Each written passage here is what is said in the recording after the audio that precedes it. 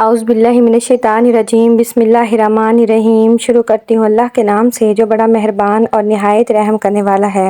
ایک مرتبہ مولا علی علیہ السلام جنگ نہروان کے لیے اپنے گھوڑے پر سوار ہو رہے تھے کہ ایک نجومی مولا علی علیہ السلام کے پاس آتا ہے اور کہتا ہے، اے علی، یہ جنگ آپ مت لڑیں کیونکہ آپ کا ستارہ گردش میں ہے، آپ یہ جنگ بری طرح ہار جائیں گے۔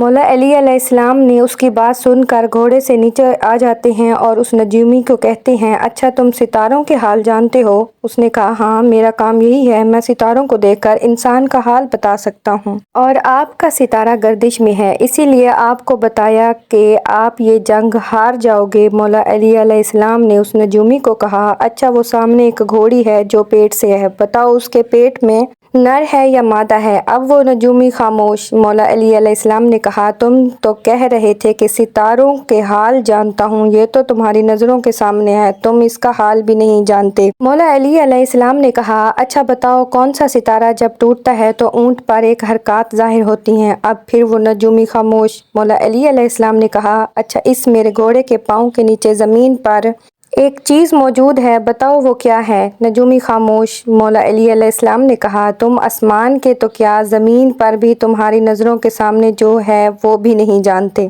سنو اے شخص، میں علی اب تجھے بتاتا ہوں، علی کی زندگی کا سب سے کامیاب یہ جنگ ہوگی، میرے 10 لوگ بھی اس جنگ میں شہید نہیں ہوں گے اور میرے مخالف کے 10 لوگ بھی نہیں بچیں گے۔ اور پھر تاریخ میں لکھا ہے کہ جنگ نہروان میں مولا علی علیہ السلام کا کوئی ساتھی بھی شہید نہیں ہوا تھا اور مولا علی علیہ السلام کے مخالف کے صرف 9 آدمی بچے تھے۔